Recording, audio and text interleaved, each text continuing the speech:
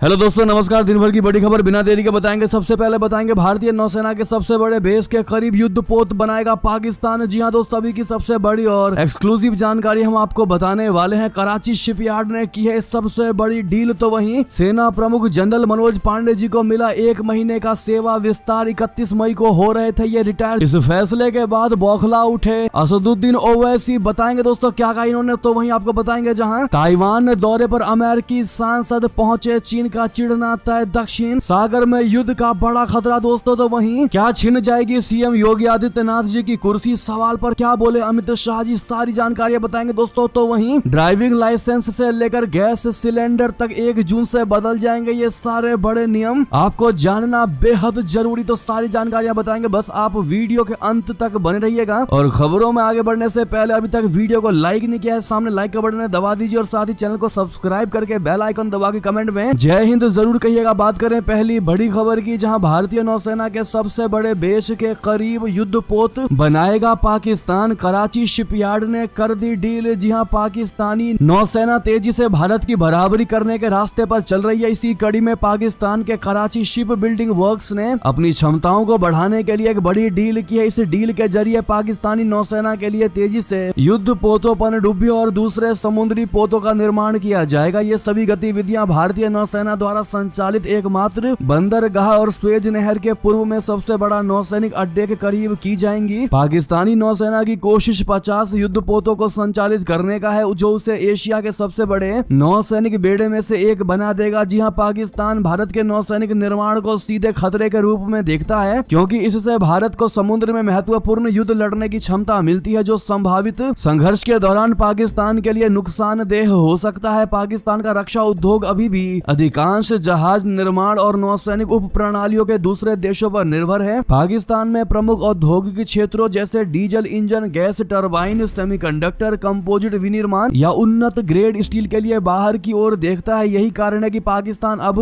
भारत की तरह स्वदेशीकरण पर ज्यादा जोर दे रहा है। जी हाँ दोस्तों, आपको बता दें कराची में सीक्रेट पनडुब्बी भी बना रहा है पाकिस्तान। उसको लगता है कि भारत को पता नहीं चलेगा, लेकिन सैटेलाइट इमेजों से ये सबसे बड़े खुलासे हुए और भारत के पड़ोसी यानी हमारे पड़ोसी इतने अच्छे हैं कि उन पर नजर रखना तो लाजमी ही है। जी हाँ, आखिर इतने मधुर संबंध जो हैं हमारे पड़ोसियों से। लेकिन आपकी जानकारी के लिए आपको बता दें, पाकिस्तान के लिए इतना आसान भी नहीं है राह, क्योंकि इनमें से अधिकांश इकाइयां, विशेष रूप से स्ट्रेटेजिक प्लान्स डिवीजन से संबंधित इकाइयां संयुक्त राज्य अमेरिका द्वारा ब्लैक लिस्टेड हैं। उनके साथ सहयोग विदेशी कंपनियों को अमेरिकी प्रतिबंधों की कतार में लाकर खड़ा कर देगा अगर पाकिस्तान ने ऐसा किया तो। जी हाँ दोस्तों, अब ऐसे में देखना यह होगा कि भारतीय नौसेना के सबसे बड़े इस बेस के करीब युद्धपोत बना पाएगा पाकिस्तान या नहीं। क्या लगता है दोस्तों, आपको बताइएगा जरूर। तो वहीं आपको बता दें, सेना प्रमुख जनरल मनोज पांडे जी को मिला 1 महीने का सेवा विस्तार। 31 मई को होने वाले थे रिटायर। जी हाँ, लोकसभा चुनाव के बीच सरकार ने रविवार को एक असामान्य कदम उठाते हुए थल सेना प्रमुख जनरल मनोज पांडे जी को 1 महीने का सेवा विस्तार दे दिया है और अब वो 30 जून तक इस पद पर बने रहेंगे। जनरल मनोज पांडे जी 31 मई को सेवानिवृत्त होने वाले थे। रक्षा मंत्रालय ने एक बयान में कहा है कि मंत्रिमंडल की नियुक्ति समिति ने जनरल पांडे के 1 महीने के सेवा विस्तार को मंजूरी दे दी है। जनरल पांडे के सेवा विस्तार से करीब 5 दशक पहले 1970 के दशक की शुरुआत में इस तरह का पहला उदाहरण देखने को मिला था, जब तत्कालीन इंदिरा गांधी सरकार ने थल सेना प्रमुख जनरल जी बेबूर के सेवा काल को 1 साल के लिए बढ़ा दिया था। जी हाँ दोस्तों, आपको बता दें, आर्मी चीफ मनोज पांडे जी का कार्यकाल 1 महीने के लिए बढ़ा तो ओवैसी ने जता दी चिंता। कहा चुनाव के बीच ये फैसला बिल्कुल ठीक नहीं। जी हाँ, सरकार के इस फैसले पर AIMIM के नेता असदुद्दीन ओवैसी ने आपत्ति जताई है, विरोध जताया है। उन्होंने सोशल मीडिया एक्स पर एक के बाद कई ट्वीट कर डाले, सरकार की क्षमता पर सवाल कर दिया। उन्होंने कहा, यानी उनका कहना है कि चुनाव प्रचार के दौरान आर्मी चीफ के कार्यकाल का विस्तार देना सही नहीं है। मोदी सरकार को पहले से उनकी रिटायरमेंट के बारे में अच्छी तरह से मालूम था, फिर पहले ही मनोज पांडे की जगह लेने वाले अधिकारी का नाम तय किया जाना चाहिए था। ओवैसी ने कहा कि जनरल पांडे को दिया गया विस्तार केवल 1 महीने के लिए है। इसका मतलब है कि ये एक अस्थायी उपाय है, यानी कि टेम्परेरी उपाय है। ये इस सरकार की शासन की कमियों को दर्शाता है। अगर ये अक्षमता नहीं है तो फिर ये ज्यादा भयावह और षड्यंत्रकारी जरूर है। जी हाँ दोस्तों, आप असदुद्दीन ओवैसी का ये ट्वीट भी देख पा रहे होंगे जो इंग्लिश में लिखा है, जिसको हमने आपको ट्रांसलेट करके बताया है। लेकिन अगर आप भी मानते हैं कि ओवैसी को भारत के सुरक्षा के मामलों में सरकार के फैसले पर वाकई में उंगली नहीं उठानी चाहिए थी, तो अपनी राय वैसे दीजिएगा। अगर 1 महीने के लिए उनका कार्यकाल बढ़ाया गया है तो भारत की सरकार ने वाकई में सोच समझ समझकर ही बढ़ाया होगा। आपकी इस पर क्या निजी राय है दोस्तों, कमेंट में लिखकर अवश्य बताइएगा। मनोज पांडे जी के 1 महीने के कार्यकाल बढ़ाने को लेकर बताइएगा जरूर, और जितना ज्यादा आज हो सके वीडियो को शेयर करिएगा व्हाट्सएप, फेसबुक, ट्विटर पर दोस्तों, और सामने लाइक का बटन है, जिन्होंने अभी तक लाइक नहीं किया प्लीज लाइक कर दीजिए। बात करें अगली बड़ी खबर की, जहां ताइवान दौरे पर अमेरिकी सांसद, चीन का चिढ़ना था दक्षिण चीन सागर में युद्ध का बड़ा खतरा। जी हां, हाउस फॉरेन अफेयर्स कमेटी के अध्यक्ष माइकल मैककॉल के नेतृत्व में अमेरिकी सांसदों का एक प्रतिनिधि मंडल इस सप्ताह ताइवान का दौरा कर रहा है। इसकी जानकारी ताइपे में मौजूद अमेरिकी संस्थान ने दी है। ताइवान में अमेरिकी संस्थान ने एक बयान में कहा कि प्रतिनिधिमंडल रविवार से गुरुवार तक ताइवान में है। ये यात्रा चीन द्वारा द्वीप के चारों ओर 2 दिनों के युद्धाभ्यास समाप्त करने के तुरंत बाद हो रही है। इससे चीन का नाराज होना तय माना जा रहा है। आशंका है कि चीन इन विवादों की आड़ में ताइवान पर हमला न कर दे। चीन ताइवान के साथ किसी भी देश के संबंधों से चिढ़ता है, आप सभी जानते हैं, खासकर अमेरिका के साथ। ताइवान के रक्षा संबंधों से चीन हमेशा नाराज रहता है। जब भी अमेरिकी अधिकारी ताइवान पहुंचते हैं तो चीन अपनी सैन्य तैनाती को बढ़ा देता है। पिछले साल चीन ने जब ताइवान के करीब सैन्य तैनाती को बढ़ाया था, जब तसाई इंग वेन के प्रशासन के तहत ताइवान के तत्कालीन उपराष्ट्रपति लाई ने संयुक्त राज्य अमेरिका का दौरा किया था। इससे पहले चीन ने 2022 में बड़ा अभ्यास किया था, जब तत्कालीन अमेरिकी प्रतिनिधि सभा की अध्यक्ष नैन्सी पेलोसी ने ताइवान का दौरा किया था। आपको याद होगा उस समय भी हमने आपको खबर बताई थी कि कैसे चीन नाराज हो चुका है, यानी कि फिर एक बार इस अमेरिकी डेलीगेशन के दौरे से चीन का चिढ़ना तय माना जा रहा है। तो वहीं बता दें, देश के नाम पर बॉयकॉट मालदीव्स करने वाली कंपनी ने शुरू कर दी फ्लाइट बुकिंग, जिसके बाद चिढ़ गए लोग। जी हाँ, हाल में ही प्रधानमंत्री नरेंद्र मोदी ने लक्षद्वीप की यात्रा की थी। इसके बाद उन्होंने वहां की कुछ शानदार तस्वीरें शेयर की जो कि देशवासियों को खूब पसंद आई थी। मगर पीएम मोदी की यह यात्रा मालदीव के कुछ मंत्रियों को बहुत बुरी लगी। उन्होंने पीएम मोदी को लेकर कुछ आपत्तिजनक कमेंट सोशल मीडिया पर कर दिया। इसके चलते भारत और मालदीव के बीच काफी समय तक तनाव का माहौल बना रहा। देश की तमाम कंपनियों ने भी पीएम मोदी और देश के समर्थन में आते हुए मालदीव का बहिष्कार करने का फैसला लिया था। इन्हीं में से एक थी online travel company is my trip.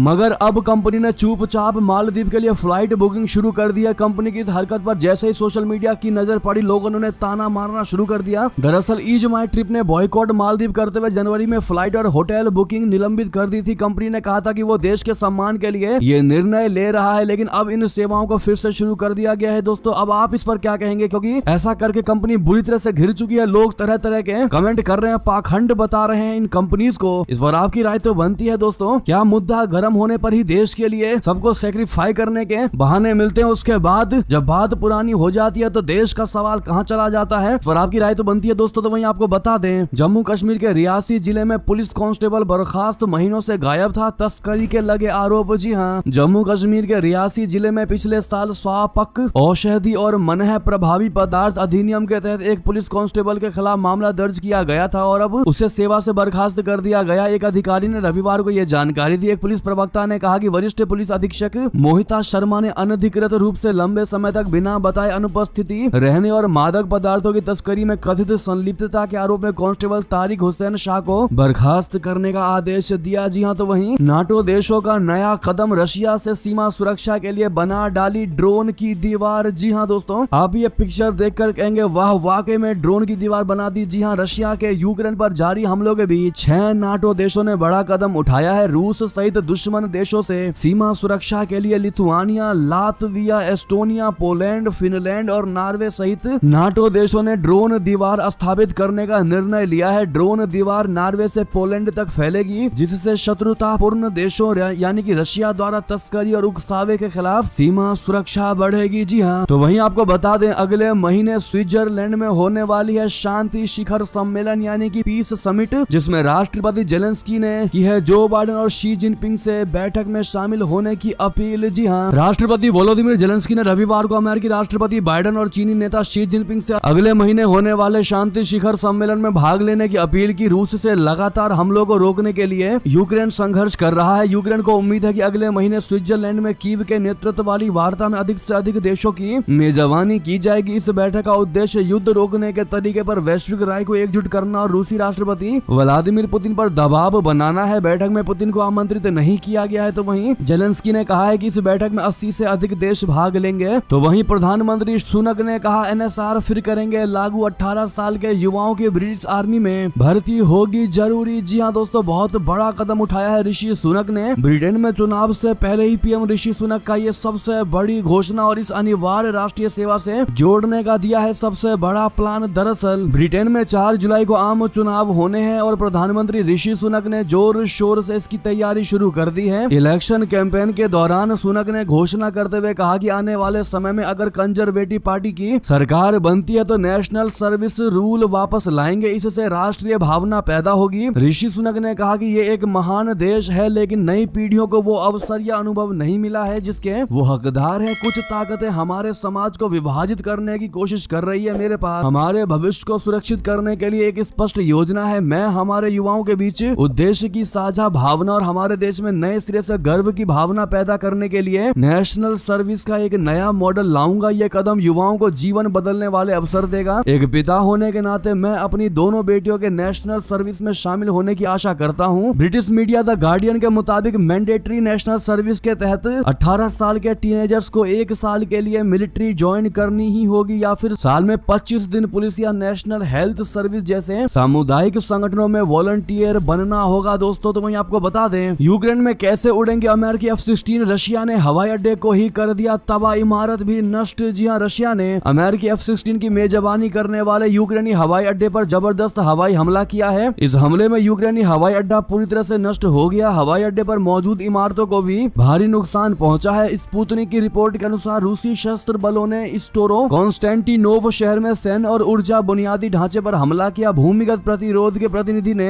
कहा कि मॉस्को ने एक सैन्य हवाई क्षेत्र पर हमला किया जो वर्तमान में पश्चिमी F-16 लड़ाकू विमानों के लिए तैयार किया जा रहा था। जी हां दोस्तों, तो वहीं हमास ने इजराइल के तेल अवीव शहर पर किए रॉकेट हमले। जी हां, हमास ने तेल अवीव क्षेत्र की ओर रॉकेट दागे हैं जो लगभग 4 महीनों में इस तरह का पहला हमला है। दक्षिणी गाजा के राफा से कम 8 रॉकेट दागे गए जिनमें से कुछ को इजरायली सुरक्षा बलों ने रोक लिया। फिलहाल किसी के घायल होने की सूचना नहीं है। इजरायली सेना रफा में ऑपरेशनों का सक्रिय रूप से जवाब दे रही है। रॉकेट बैराज ने हर्जिलिया में एक घर को क्षतिग्रस्त कर दिया। इसके अलावा खफर सवा के पास एक बड़े गड्ढे का फुटेज भी है जो संभवतः किसी रॉकेट के कारण बना है। स्थानीय एम्बुलेंस सेवाएं हमलों के कारण तीव्र चिंता का सामना कर रहे कई व्यक्तियों की देखभाल कर रही है। हमास ने हमले की जिम्मेदारी लेते हुए इसे तेल अवीव पर बड़ा मिसाइल हमला बताया है। जी हां, तो वहीं बंगाल में तूफान रेमल की दस्तक से पहले अलर्ट सुरक्षित जगहों पर भेजे गए 1 लाख लोग, NDRF तैनात। जी हां, पश्चिम बंगाल सरकार ने गंभीर चक्रवात रेमल के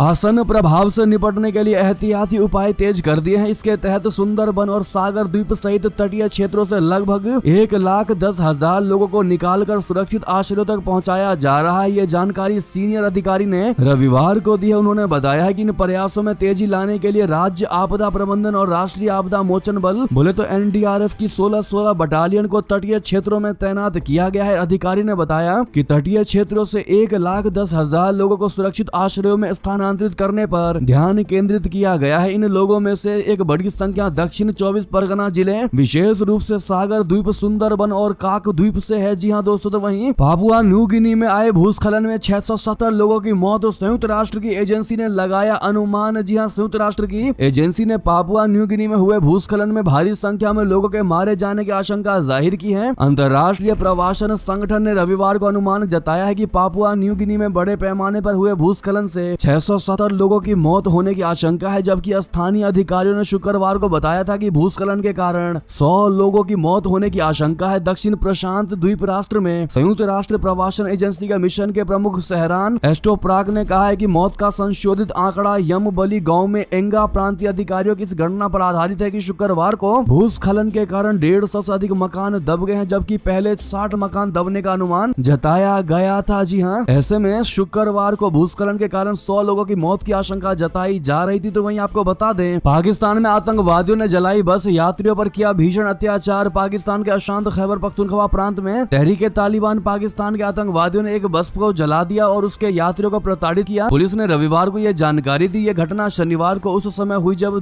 जिंदा से डेरा इस्माइल खान जा रही बस को दाराबान तहसील में TTP आतंकवादियों ने रोक लिया और यात्रियों को जबरन उतार दिया। एक वरिष्ठ पुलिस अधिकारी ने कहा है कि घटना के दौरान TTP आतंकवादियों ने यात्रियों को उतारने के बाद बस को जला दिया। जी हां, तो वहीं आपको बता दें उत्तर कोरिया का अमेरिका और दक्षिण कोरिया पर निगरानी गतिविधियों को बढ़ाने का आरोप, पलटवार की दी चेतावनी। जी हां, उत्तर कोरिया ने अमेरिका और दक्षिण कोरिया पर अंतर कोरियाई सीमा पर निगरानी गतिविधियों को बढ़ाने का आरोप लगाया है। इसी के साथ उत्तर कोरिया ने चेतावनी भी दी है कि देश की संप्रभुता और सुरक्षा का उल्लंघन होने पर वो इसके खिलाफ जवाबी कार्रवाई जरूर करेगा। उत्तर कोरिया के रक्षा मंत्री किम गैंग 2 ने कहा है कि अमेरिका और दक्षिण कोरिया की कठपुतली वायुसेना पूरे दिन बहुत ही कम समय के अंतराल पर हवाई जासूसी गतिविधियों का अंजाम दे रहे हैं। जी हाँ, तो वहीं आपको बता दें, दोहा से डबलिन जा रहे कतर एयरवेज की फ्लाइट में टर्बुलेंस से अफरा तफरी, 12 यात्री हुए घायल। ये एक और नई खबर है दोस्तों। डबलिन हवाई अड्डे ने रविवार को कहा कि दोहा से आयरलैंड जा रही कतर एयरवेज की उड़ान में यात्रा कर रहे 12 लोग टर्बुलेंस के दौरान घायल हो गए। उन्होंने बताया कि विमान सुरक्षित रूप से और निर्धारित समय पर उतरा। इतना ही नहीं, 135 यात्रियों को लेकर लेह जा रही स्पाइस जेट की फ्लाइट दिल्ली में इमरजेंसी लैंडिंग। जी हाँ, 135 यात्रियों को लेकर लेह जा रही स्पाइस जेट के एक विमान को तकनीकी खराबी आने के बाद उड़ान भरने के तुरंत बाद दिल्ली में आपातकालीन लैंडिंग करनी पड़ी। तो वहीं क्या छिन जाएगी सीएम योगी आदित्यनाथ की कुर्सी, इस सवाल पर क्या बोले अमित शाह जी, आपको बता दें। सियासी गलियारों में दिल्ली के मुख्यमंत्री अरविंद केजरीवाल का यूपी के सीएम योगी आदित्यनाथ को लेकर दिया गया बयान काफी ज्यादा सुर्खियों में रहा। सीएम केजरीवाल ने कहा था कि तीसरी बार सत्ता में आते ही प्रधानमंत्री नरेंद्र मोदी सीएम योगी आदित्यनाथ से उनकी कुर्सी छीन लेंगे। इस मामले पर एक वरिष्ठ पत्रकार ने दावा करते हुए कहा कि केंद्रीय गृह मंत्री अमित शाह और सीएम योगी के बीच कोई अदावत नहीं है। लल्लन टॉप के एक कार्यक्रम में वरिष्ठ पत्रकार ने बताया है कि साल 2022 में केंद्रीय गृह मंत्री अमित शाह ने यूपी के सीएम योगी आदित्यनाथ के साथ अदावत को नकार दिया था। अमित शाह ने कहा था कि ऐसा कुछ भी नहीं है, लोग सिर्फ बात करते हैं। उन्होंने बताया था कि मेरे और योगी आदित्यनाथ जी के बीच में ऐसी कोई चीज नहीं है। उन्होंने कहा कि हम लोग हर रोज बैठते हैं। अमित शाह ने कहा था कि आज भी हम आप लोगों से पहले मैं उनके साथ बैठा था और चुनाव को लेकर क्या रणनीति रहनी चाहिए इस पर विस्तार पूर्वक बातचीत की थी। यानी कि दोस्तों, अमित शाह जी हमेशा से ये नकारते आए हैं कि योगी आदित्यनाथ की कुर्सी जाएगी। बहरहाल दोस्तों, जिस प्रकार से अरविंद केजरीवाल कहने या विपक्ष के लोग योगी आदित्यनाथ के मुद्दे पर ऐसे बयान देते रहते हैं, अगर आप भी मानते हैं ये कहीं ना कहीं ना चाहते हुए भी बीजेपी को भड़काने की कोशिश की जा रही है योगी जी के मामले पर, तो अपनी राय अवश्य दीजिएगा। तो वहीं आपको बता दें, इतना ही नहीं, सामान्य नागरिक संहिता और एक राष्ट्र एक चुनाव कब होगा लागू, अमित शाह जी ने किया बड़ा ऐलान। केंद्रीय गृह मंत्री अमित शाह जी ने सामान्य नागरिक संहिता को लेकर रविवार को बड़ा बयान दिया। उन्होंने कहा कि भाजपा के सत्ता में आने पर सभी पक्षों के साथ व्यापक विचार विमर्श के बाद नेक्स्ट 5 इयर्स के भीतर पूरे देश के लिए यूसीसी लागू की जाएगी। अमित शाह जी ने पीटीआई को दिए इंटरव्यू में कहा कि प्रधानमंत्री नरेंद्र मोदी के नेतृत्व में अगली सरकार अपने अगले कार्यकाल में एक राष्ट्र एक चुनाव को लागू करेगी। ऐसा इसलिए क्योंकि देश में एक साथ चुनाव कराने का समय आ गया है। भाजपा के वरिष्ठ नेता ने कहा कि एक साथ चुनाव कराने से खर्च बहुत कम होगा। तो वहीं आपको बता दें, आरजेडी के आरक्षण राग पर जेडीयू हुआ गर्म, तेजस्वी का पत्र झूठ का पुलिंदा, लालू दलित ओबीसी विरोधी। जी हाँ दोस्तों, जेडीयू के प्रदेश उपाध्यक्ष निहोरा प्रसाद यादव, प्रदेश प्रवक्ता निखिल मंडल और मनीष यादव ने तेजस्वी यादव के आरक्षण और जाति आधारित जनगणना को लेकर जारी पत्र को झूठ का पुलिंदा बताया है। रविवार को जेडीयू प्रदेश दफ्तर में पत्रकारों से बात करते हुए उन्होंने तेजस्वी यादव, लालू प्रसाद यादव पर दलितों, पिछड़ों और अति पिछड़ों को आरक्षण से वंचित रखने का आरोप लगाया। उन्होंने कहा कि इन वर्गों को